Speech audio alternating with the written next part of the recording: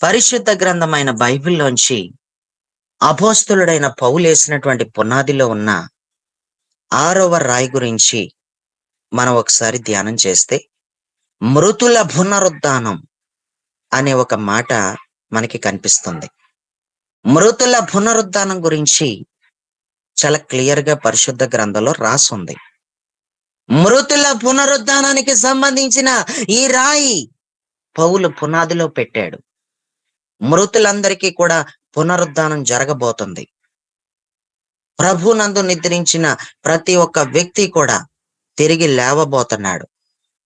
మన ప్రభు అయిన యేసు ఏ విధంగా అయితే మృతుడై తిరిగి లేచాడో, అదే విధంగా మృతి పొందిన ప్రతి ఒక్క వ్యక్తి కూడా తిరిగి లేస్తాడు అంటూ ఈ రాయిని కూడా పునాదిలో వేశాడు. ఇది అపోస్తులుల బోధ. ఇది అపోస్తులుల బోధకి సంబంధించిన పునాది రాయి ఇది. పునాది రాయి ఇది. చాలా గట్టి రాయి ఇది. దేవుడికి స్తోత్రం.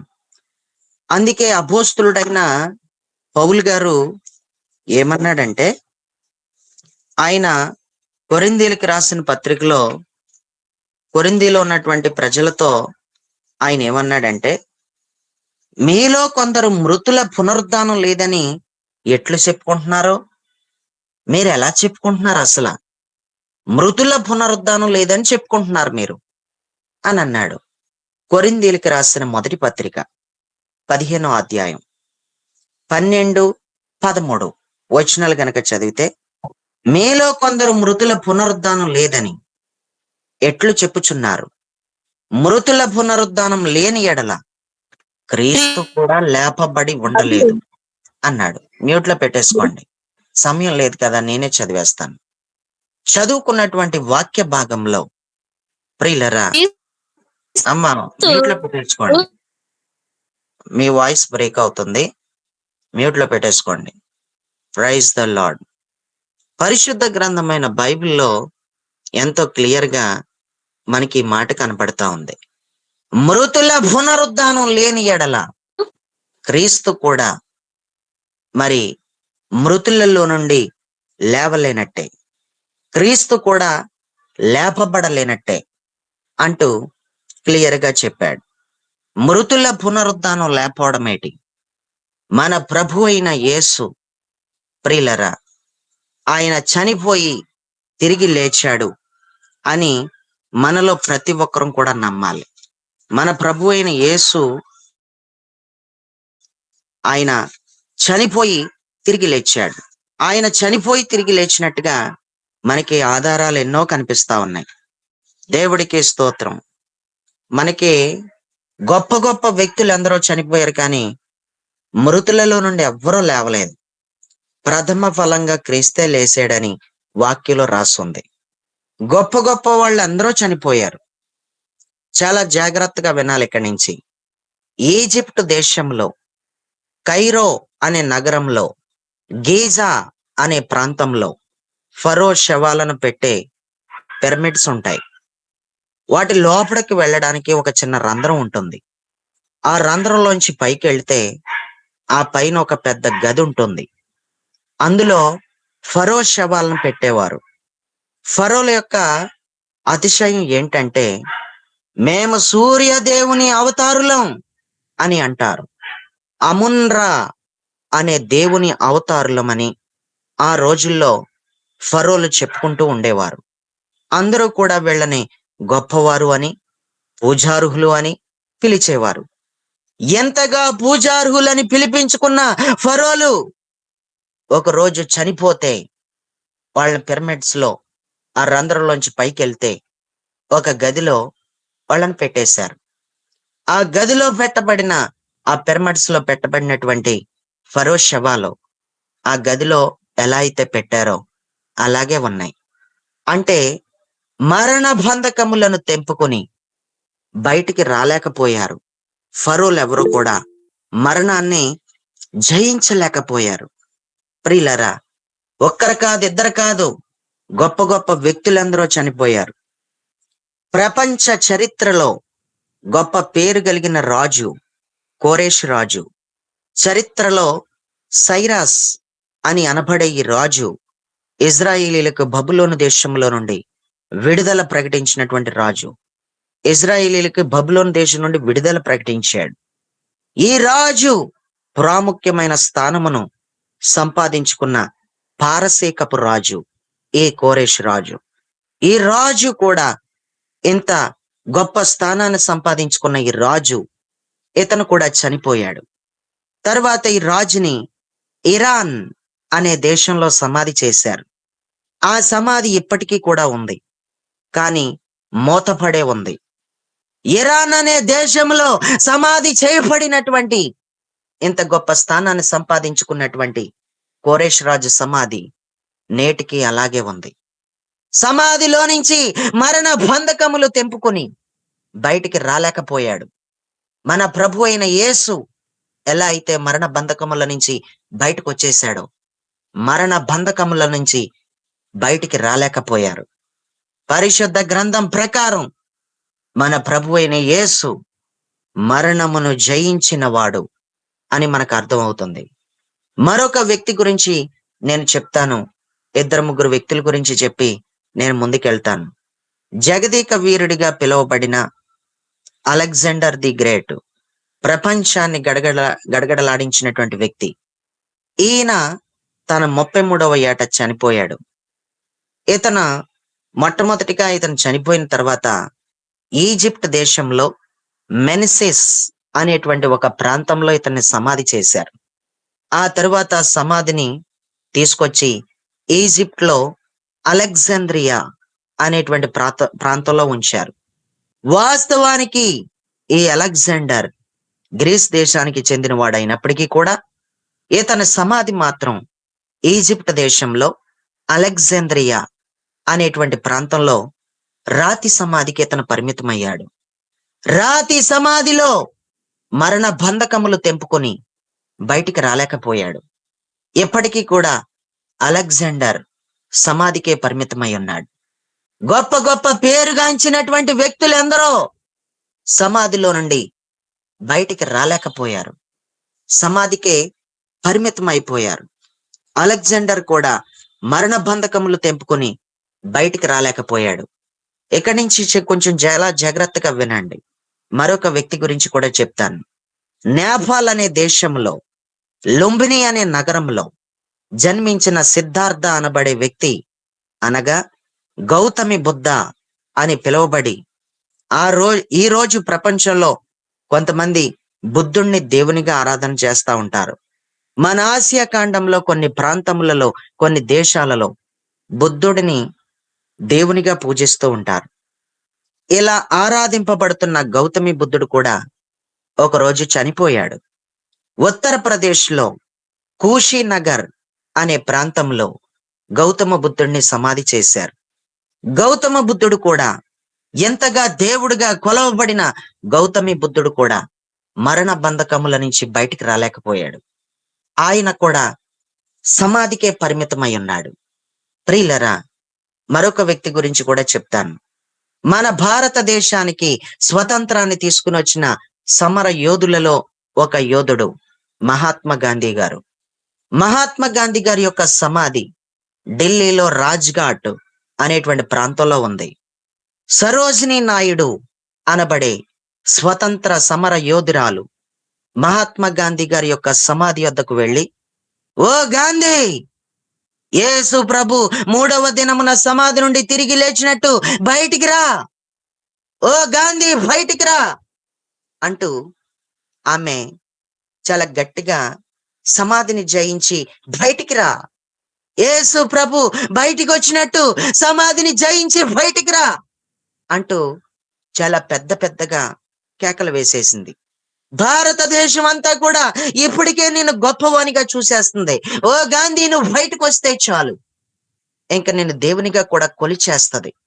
ఓ గాంధీ బయటికి రా అంటూ సుమారుగా ఆమె సరోజినీ నాయుడు సమాధి దగ్గరికి వెళ్ళి గాంధీని పిలిచి 70 సంవత్సరాల పైన అయిపోతుంది.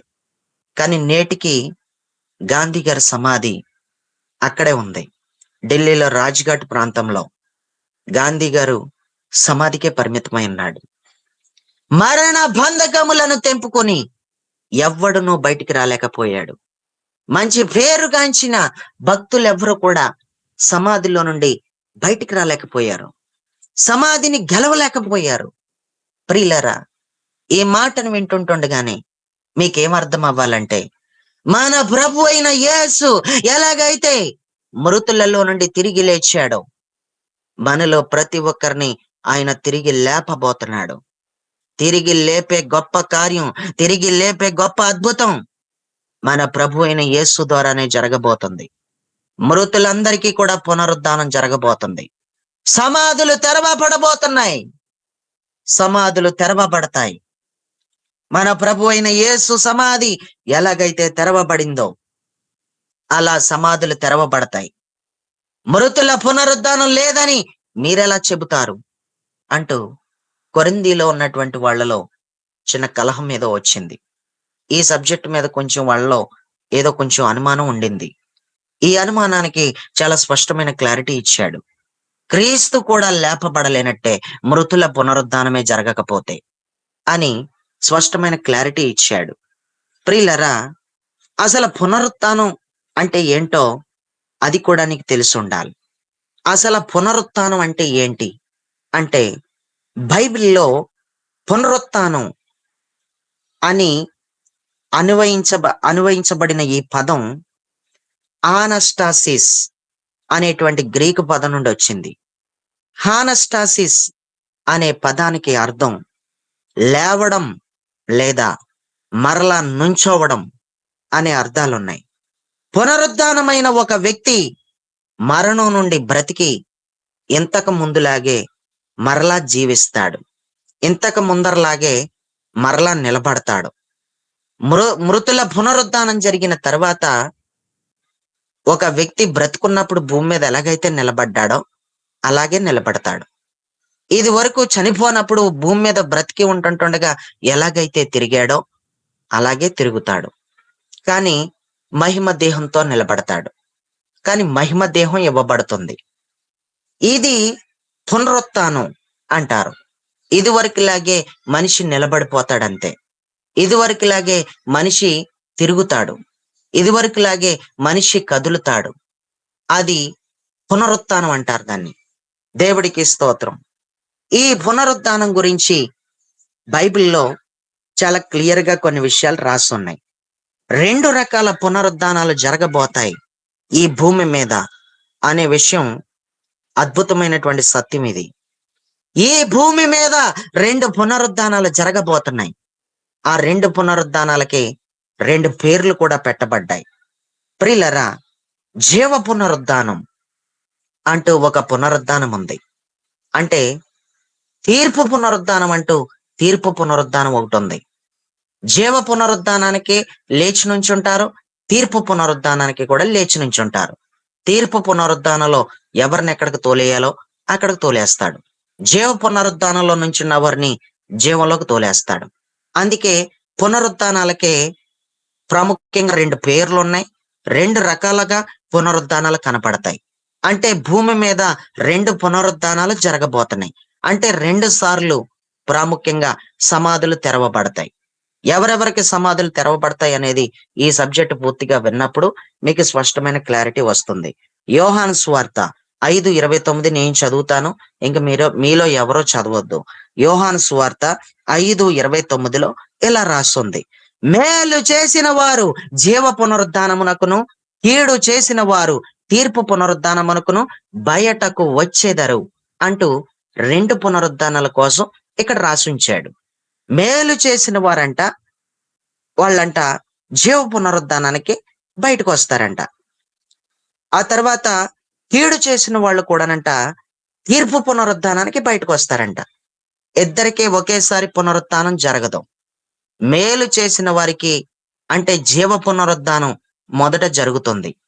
తీర్పు పునరుద్ధానం మొదటి పునరుద్ధానం జరిగిన 1000 ఏండ్లు గడిచిపోయిన తర్వాత రెండో పునరుద్ధానం జరుగుతుంది. ఆ పునరుద్ధానాన్ని తీర్పు పునరుద్ధానం అని అంటారు.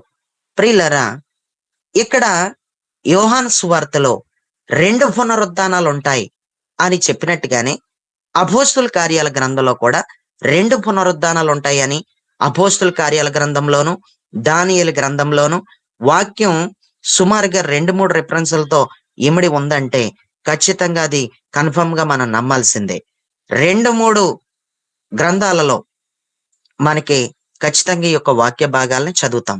అపోస్తుల కార్యాల గ్రంథంలో కూడా మనం ఒకసారి చూస్తే అపోస్తుల కార్యాలు 24 అధ్యాయం 15 వచనంలో చదివితే, మహాఘనత వహించిన అధిపతి అయిన పేలెక్సాతో పౌలు నీతిమంతులకును అనీతిమంతులకును పునరుద్ధానం కలుగబోవుచున్నదని వీరు నిరీక్షించుచున్నట్టు నేను కూడా నిరీక్షణ ఉంచి ఉన్నాను అన్నాడు. నీతిమంతులకు పునరుద్ధానం, అనీతిమంతులకు పునరుద్ధానం అంటూ ఇక్కడ క్లియర్ గా రాశాడు. మేలు చేసిన వారికి పునరుద్ధానం, కీడు చేసిన వారికి పునరుద్ధానం అనేమో యోహాను సువార్తలో చదువుకున్నాం. ఈ యొక్క అపోస్తుల కార్యాల గ్రంథంలోనేమో నీతిమంతులకి పునరుద్ధానం, అనీతిమంతులకి పునరుద్ధానం అని ఇక్కడ చదువుకున్నాం. మరి దానియేలు గ్రంథంలో ఏం రాసుంది? దానియేలు గ్రంథంలో కూడా రాసుంది కదా. దానియేలు గ్రంథంని ఒకసారి ఎవరైనా మొబైల్ సిగ్నల్స్ ఉన్న వాళ్ళు ఒకసారి చదవండి. దానియేలు గ్రంథం 12వ అధ్యాయం 2వ వచనాన్ని ఒకసారి చదవండి ఎవరైనా. దానియేలు పుస్తకం, దానియేలు గ్రంథం 12వ అధ్యాయం 2వ వచనాన్ని ఎవరైనా చదువుతారా? అందుబాటులో ఉన్నారా? మరియు సమాధులలో నిద్రించు అనేకులు మేలుకొనెదరు. కొందరు నిత్య జీవము అనుభవించుటకును, కొందరు నిందల పాలగుటకును, నిత్యముగా హేయులగుటకును మేల్కొందురు. నిందల పాలవటానికి సంబంధించిన పునరుద్ధానం అంట. మరొక పునరుద్ధానం ఏం పునరుద్ధానం? నింద పాలవటానికి సంబంధించిన పునరుద్ధానం. మరొక పునరుద్ధానం ఏంటి? ముందు చదివో కదా, ఏంటది? మరలా చదువు. మరియు సమాధులలో నిద్రించు అనేకులు మేల్కొనుదురు. కొందరు నిత్య జీవము అనుభవించుటకును, కొందరు నిందల పాలగుటకును, నిత్యముగా హేయములగుటకును. నిత్య జీవాన్ని అనుభవించడానికి సంబంధించిన పునరుద్ధానం, నింద పాలవటానికి సంబంధించిన పునరుద్ధానం. మీకు యోహాను సువార్తలో 2 రకాలుగా పునరుద్ధానం జరుగుతుందని యోహాను సువార్తలో చూపించాను, అపోస్తుల కార్యాల గ్రంథంలో చూపించాను, దానియేలు గ్రంథంలో చూపించాను. Very clear. పునరుద్ధానాలు 2 జరగబోతున్నాయి. నీతిమంతులకి పునరుద్ధానం ఉంటది, అనీతిమంతులకి పునరుద్ధానం ఉంటది. మేలు చేస్తూ బ్రతికే వాళ్ళకి కూడా పునరుద్ధానం ఉంది, కీడు చేస్తూ బ్రతికే వాళ్ళకి పునరుద్ధానం ఉంది. జీవ పునరుద్ధానం కొంతమందికి ఉంది, మరి నింద పాలవటానికి సంబంధించిన పునరుద్ధానం కూడా ఉంది. పునరుద్ధానం ఉందని బైబిల్ చాలా ఖచ్చితంగా చెప్తుంది. అది 2 విధాలుగా పునరుద్ధానాలు భూమి మీద జరగబోతున్నాయి అని క్లియర్ గా చెప్పేశాడు. ఈ మృతుల పునరుద్ధానమును గూర్చిన బోధ గురించి అపోస్తలుడైన పౌలు ఈ రాయిని కూడా అక్కడ పునాది రాయిగా ఉంచినట్టుగా మనం చూస్తాం.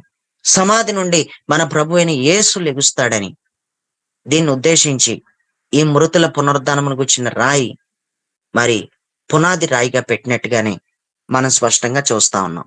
దేవుడికి స్తోత్రం.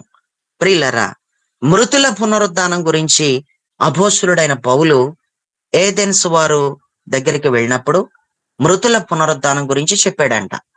మృతుల పునరుద్ధానం జరగబోతుంది. మీరు నీతిమంతుల పునరుద్ధానంలో ఉంటారా? మీరు అనీతిమంతుల పునరుద్ధానంలో ఉంటారా? నింద పాలవటానికి సంబంధించినటువంటి పునరుద్ధానంలో ఉంటారా? మీరు జీవ పునరుద్ధానంలో ఉంటారా? అసలు మీరు ఏ పునరుద్ధానంలో ఉంటారో అంటూ పునరుత్థానం గురించి చెప్పాడంట. అపోస్తుల కార్యాలు 17:32 చదివితే, ఏథెన్స్ వారు మృతుల పునరుద్ధానమును గూర్చి విన్నప్పుడు కొందరు పౌలును అపహాస్యం చేశారు, హేళన చేశారు. మృతుల పునరుద్ధానమా? ఇదివరకులాగా లేచి తిరుగుతామా? అది కూడా మహిమ శరీరాన్ని ధరించుకొని జీవిస్తామా? అది జరుగుతుందా అసలా? చెప్పేవులే, వెళ్ళింకా. ఎవడికి చెప్తావు ఈ కబుర్లన్నీని? ఎవడికి చెప్తున్నావు ఈ మాటలన్నీని? చెప్పేవులే, ఇంకా వెళ్ళింకా అంటూ అపహాస్యం చేసేశారంట. ఏథెన్స్ లో ఉన్నటువంటి వాళ్ళు మృతుల పునరుద్ధానాన్ని ఒప్పుకోవట్లేదు. అపోస్తుల బోధ ఖండిస్తుంది దాన్ని. మృతుల పునరుద్ధానం ఒప్పుకోవాలి. మృతులందరికీ పునరుద్ధానం జరుగుతుంది. మృతుల పునరుద్ధానం జరుగుతుంది అని చెప్పిన తర్వాత మృతుల పునరుద్ధానమే జరగకపోతే క్రీస్తుకి కూడా పునరుద్ధానం జరగలేనట్టే అని కరాఖండితంగా చాలా గట్టిగా చెప్పేశాడు అంతే. క్రీస్తుకు కూడా జరగలేనట్టే అది అని అన్నాడు అంతే. క్రీస్తుకి ఏ విధంగా జరిగిందో అదే విధంగా మృతుల పునరుద్ధానం ప్రతి ఒక్క వ్యక్తి జీవితంలో అది జరగబోతుంది. ప్రతి ఒక్క వ్యక్తి మహిమ శరీరాన్ని ధరించుకొని జీవించబోతున్నాడు. ప్రతి ఒక్క మనుష్యుడు మహిమ శరీరాన్ని ధరించుకొని బ్రతకబోతున్నాడు. ప్రియులారా, పరిశుద్ధ గ్రంథంలో అసలు మొట్టమొదటి పునరుద్ధానం ఎవరికి జరుగుతుంది అంటే, అపోస్తులుడైన పౌలు దెసలోనీయులకు రాసిన మొదటి పత్రిక 4వ అధ్యాయం 16వ వచనంలో ఇలా రాశాడు, క్రీస్తు నందుండి మృతులైన వారు మొదట లేతురు అని అన్నాడు. క్రీస్తు నందుండంట మృతులైన వారంట మొదట లేచిపోతారంట. శరీరం అంట క్షయమైనదిగా భూమిలో విత్తబడంట, అక్షయతను ధరించుకునంట అక్షయమైనదిగా లేపబడతదని కొరింథీయులకు రాసిన మొదటి పత్రిక 15వ అధ్యాయం 42వ వచనంలో రాసుంది. శరీరము క్షయమైనదిగా విత్తబడి అక్షయమైనదిగా లేపబడును అని రాశాడు. అక్కడతో ఆగిపోకుండా ఇప్పుడు క్రీస్తు నందు ఉండినటువంటి వాళ్ళకి మొట్టమొదటి పునరుద్ధానం జరిగితే, క్రీస్తు నందు ఎవరైతే ఉంటారో వాళ్ళకి మొట్టమొదటి పునరుద్ధానం, జీవ పునరుద్ధానం వాళ్ళకి జరిగితే, మరి తీర్పు పునరుద్ధానం ఎప్పుడు జరుగుతుంది? ఎన్నేండ్లకి తీర్పు పునరుద్ధానం జరుగుతుంది అంటే, సరిగ్గా 1000 సంవత్సరాలు తరువాత, 1000 సంవత్సరాలు క్రీస్తుతో కూడా రాజ్యము చేసిన తరువాత అనీతిమంతులకు పునరుద్ధానం జరుగుతుందంట. ఈ మాట ప్రకటన గ్రంథం 20వ అధ్యాయం 4-5 వచనాలు చదువుకుంటే, క్రూర మృగమునకు నమస్కారము చేయని ఆయన వారు ప్రభుతో కూడా 1000 సంవత్సరాలు రాజ్యము చేస్తేనే కాని కడమ మృతులు బ్రతుకరు అని రాశాడు. కడమ మృతులంట బ్రతకరు. మృతులలో నుండి మనకు జీవ పునరుద్ధానమును జరగకపోతే గనుక మనము రెండవ మరణంలో నుండి పాలు పంపులు పొందేస్తామండి. మృతులలో నుండంట మనకి జీవ పునరుద్ధానమే కనుక జరగకపోతేనంటండి మనం రెండో మరణంలోకి వెళ్ళిపోతామంటండి. అగ్నిగుండం అంటారు. రెండో మరణంలో పాలు పంపులు పొందేస్తామంట. మనలో ప్రతి ఒక్కరికి జీవ పునరుద్ధానమే కావాలి. నీతిమంతుని పునరుద్ధానమే కావాలి. అనీతిమంతుని పునరుద్ధానం మనకు వద్దు. మనలో ప్రతి ఒక్కరికి ప్రియులరా, కీడుకి సంబంధించిన పునరుద్ధానం వద్దు, మేలుకి సంబంధించిన పునరుద్ధానం అనగా జీవ పునరుద్ధానమే మనకు కావాలి. రెండవ మరణం అగ్నిగుండము అని ప్రకటన గ్రంథం 20వ అధ్యాయం 14వ వచనంలోను, అసలు ఈ అగ్నిగుండంలోకి ఎవరు వెళ్ళిపోతారో అనే విషయాలు ప్రకటన గ్రంథం 21వ అధ్యాయం 8వ వచనంలోను, పిరికివారు, నరహంతకులు, వ్యభిచారులు అగ్నిగుండంలో అనగా రెండవ మరణంలో పాలు పంపులు పొందుదురు అంటూ ప్రకటన గ్రంథం 21:8లోను, ప్రకటన గ్రంథం 20వ అధ్యాయం 14వ వచనంలోను ఎంతో క్లియర్ గా చెప్పాడు. రెండవ మరణంలో పాలు పంపులు పొందేస్తాం అని చెప్పాడు. ప్రియులరా, ఈరోజు నువ్వు ఆలోచించు. దేని గురించి అయినా చెప్పు, కానీ రెండవ మరణం గురించి చెప్పకు. అగ్నిగుండం గురించి నాకు చెప్పకంది ఒక ఆమె. అగ్నిగుండం గురించి చెప్పొద్దంది. దేని గురించి చెప్పమంటుంది? ఆశీర్వాదాల గురించి చెప్పు. నువ్వు ఎలా పడితే అలా బ్రతికినా సరే పరలోకం పోతావు కన్ను మూసిన వెంటనే అని చెప్పు. అంతేకాని నాకు రెండవ మరణం గురించి అయితే నువ్వు చెప్పకో, నా ఇంటికి రాకంది. నేను నీ ఇంటికి రావాల్సిన పని నాకు లేదు. చెప్పవలసింది మాత్రమే గట్టిగా చెప్పేసి వెళ్ళిపోతాను, పాదధూళి దులిపేసి మరి వెళ్ళిపోతాను అని చెప్పేసి రెండవ మరణం గురించి కరాఖండితంగా చాలా గట్టిగా, రెండవ మరణం అగ్నిగుండమని, నువ్వు యేసు ప్రభుని నమ్ముకోకపోతే, యేసు ప్రభుకి సంబంధించిన నీతి క్రియలలో పాలు పంపులు పొందకపోతే, యేసు క్రీస్తుని విశ్వసించకపోతే నీవు రెండవ పునరుద్ధానంలో పాలు పంపులు పొందుతావు అని ఒక్కసారిగా చెప్పలేదు. ఎన్నోసార్లు, ఎన్నో నెలలు తిరిగి ఆమెకి చాలా గట్టిగా చెప్పేశాను. ఇక ఫైనల్ గా ఏమందంటే, నరకం గురించి చెప్తున్నావు కాబట్టి, అగ్నిగుండం గురించి చెప్తున్నావు కాబట్టి, రెండవ మరణం గురించి చెప్తున్నావు కాబట్టి ఇంకా నాకు ఈ బోధ నేను విన్నంది. అపోస్తుల బోధ చాలా మందికి ఎక్కడం లేదు. అపోస్తుల బోధ అంటేనే చాలా మందికి ఒళ్ళంతా ఏదో పాకుతున్నట్టు ఉంటుంది. ఈరోజు నువ్వు ఆలోచించు. మృతుల పునరుద్ధానం అనేది క్లియర్ గా మనకి చాలా స్పష్టంగా బైబిల్లో మృతులందరికీ కూడా పునరుద్ధానం జరగబోతుంది అని నమ్మాలి. అది 2 విధాలుగా జరగబోతుంది అని, జీవ పునరుద్ధానం, కీడుకి సంబంధించినటువంటి పునరుద్ధానం అని బాగా నమ్మాలి. అపోస్తలుడైన పౌలు ఏమన్నాడో తెలుసా? ఫిలిప్పీయులకు రాసినటువంటి పత్రిక 3:10లో ఏమన్నాడు అనుకుంటున్నారు? ఈ విధంగా మాట్లాడాడు. ఏమని మాట్లాడాడంటే, ఏ విధము చేతనైనను మృతులలో నుండి నాకు పునరుద్ధానం కలగవలెనని సమస్తమును పెంటతో సమానంగా ఎంచుకుంటున్నాను నేను. నాకే విధము చేతనైనా సరే మృతులలో నుండి పునరుద్ధానం కావాలంతే. నాకు మృతులలో నుండి పునరుద్ధానం కావాలి. నాకు ఆ జీవ పునరుద్ధానం కావాలి. మృతులలో నుండి మృతులందరికీ జరిగే పునరుద్ధానంలో నాకు జీవ పునరుద్ధానం కావాలి.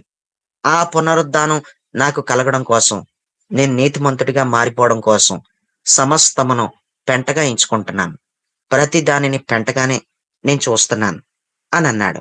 ప్రియులరా, అపోస్తలుడైన పౌలు తిమోతికి కూడా ఏం చెప్పాడంటే, మృతులలో నుండి లేచిన యేసుక్రీస్తుని నువ్వు జ్ఞాపకం చేసేసుకో తిమోతి అని అన్నాడు. అంటే మృతులలో నుండి యేసు ప్రభు లేచాడని అక్కడ మాట్లాడుతున్నాడు. అపోస్తలుడైన పౌలు తిమోతికి రాసిన 2వ పత్రిక 2వ అధ్యాయం 8వ వచనం, మృతులలో నుండి లేచిన యేసుక్రీస్తుని జ్ఞాపకం చేసేసుకో అన్నాడు. యేసుక్రీస్తు మృతులలో నుండి ప్రథమ ఫలముగా లేచాడంటండి. ఆయన ఈ భూమి మీద ఆయనే మొట్టమొదటి వాడిగా లేచాడు. ఎంతో మంది మరి పేరు ప్రఖ్యాతలు సంపాదించుకున్న మరి వ్యక్తుల లిస్ట్ అంతా కూడా చెప్పాను నేను ఇందాక. ఎవ్వరు కూడా లేవలేదు. అందరూ కూడా సమాధులకే పరిమితమై ఉండిపోయారు. ఫరోలందరూ కూడా సమాధికే పరిమితమై ఉండిపోయారు. నిజంగా మంచి పేరుగాంచిన వ్యక్తులందరూ కూడా సమాధికే పరిమితమై ఉండిపోయారు. కానీ ప్రభు అయితే సమాధికి పరిమితమై లేడు. ఆయన మృతులలో నుండి లేచిపోయాడు. కొరింథీయులకు రాసిన మొదటి పత్రిక 15వ అధ్యాయం 20వ వచనాన్ని చదివితే, నిద్రించిన వారిలో ప్రథమ ఫలముగా క్రీస్తు లేపబడి ఉన్నాడు. ప్రథమ ఫలం అంటండి ఆయన. ఆయనే ప్రథమ ఫలంగా లేచిపోయాడు. మొట్టమొదటి వాడిగా మృతులలో నుండి లేచిన వాడండి మన ప్రభు అయిన యేసే. దేవుడికి స్తోత్రం.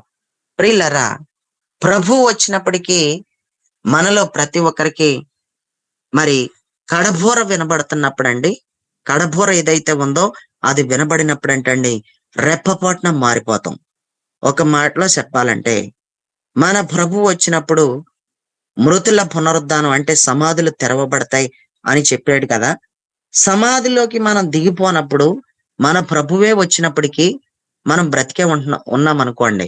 ఉదాహరణకి మాట్లాడుతున్నాను. ఒక అరగంటలో ప్రభు వచ్చేస్తున్నాడు అనుకోండి. మనం ఇంకా చచ్చిపోలేదు, మన సమాధిలోకి వెళ్ళిపోలేదు. మరి మన పరిస్థితి ఏంటండి? సమాధులంటే తెరవబడుతున్నాయి. సమాధిలో ఉన్న వాళ్ళంటే సమాధిలోకి వెళ్ళిపోయారు కాబట్టి సమాధులు తెరవబడుతున్నాయి అన్నాడు. ఈలోగా ప్రభు వచ్చేసాడు, మనం ఇంకా సమాధిలోకి వెళ్ళలేదు కదండి, ఇంకా మనం నిద్రించలేదు కదా, మరి మన గొడవ ఏంటి అని ఒక ఆవిడ నాకు ఒక ప్రశ్న వేసింది. ఆ ప్రశ్నకు కూడా సమాధానం ఉంది. మన ప్రభువే కనుక వచ్చినప్పుడు అక్కడ సమాధులు తెరవబడతాయి, అంటే నీతిమంతులకు సంబంధించిన సమాధి తెరవబడతాయి, అంటే జీవ పునరుద్ధానానికి సంబంధించిన సమాధి తెరవబడతాయి, అంటే మేలు చేసిన వారికి సంబంధించిన సమాధులు ఎలాగైతే తెరవబడతాయో, రెప్పపాటున ఇంకా సమాధిలోకి దిగిపోని మన జీవితంలో రెప్పపాటునంట మార్పు పొందేస్తామంట. మహిమ దేహం సమాధిలో ఉన్న వాళ్ళకి ఎలాగైతే వచ్చేస్తుందో అలాంటి మహిమ దేహం అంటండి మనకి కూడా వచ్చేస్తుంది అన్నాడు. కొరింథీయులకు రాసిన మొదటి పత్రిక 15వ అధ్యాయం 51, 52 వచనాలు, మనమందరము నిద్రించము గాని నిమిషంలో ఒక రెప్పపాటున కడబోర మ్రోగగాని మనమందరం మార్పు పొందుతాము అని అన్నాడు. మనందరం అని అంటండి ఏం పొందేస్తామంటే మార్పు పొందేస్తామంట. దేవుడికి స్తోత్రం. మృతులలో నుండి అంటండి మనందరం కూడా లేచిన తర్వాత అంట ఎలా ఉంటామంటే పరలోకమందున్న దూతలను పోలి ఉంటామంట. మార్కు సువార్త 12వ అధ్యాయం 25వ వచనం. మార్కు సువార్త 12:25లో మృతులలో నుండి లేచినప్పుడు పెండ్లి చేసుకొనరు, పెండ్లికి ఇయ్యబడరు గాని పరలోకమందున్న దూతల వలె నుందురు అన్నాడు. మృతులలో నుండి లేచిన తర్వాత అంటండి పెళ్లి గొడవలు ఉండవంట. ఇక పెళ్లిళ్ళు చేసుకోవడాలు గట్ట ఉండవంట. ఎందుకంటే ఇది మామూలు శరీరంతో ఉన్నాం కాబట్టి పెళ్లి అవసరం. ఇక పెళ్లి గొడవ ఉండదటండి.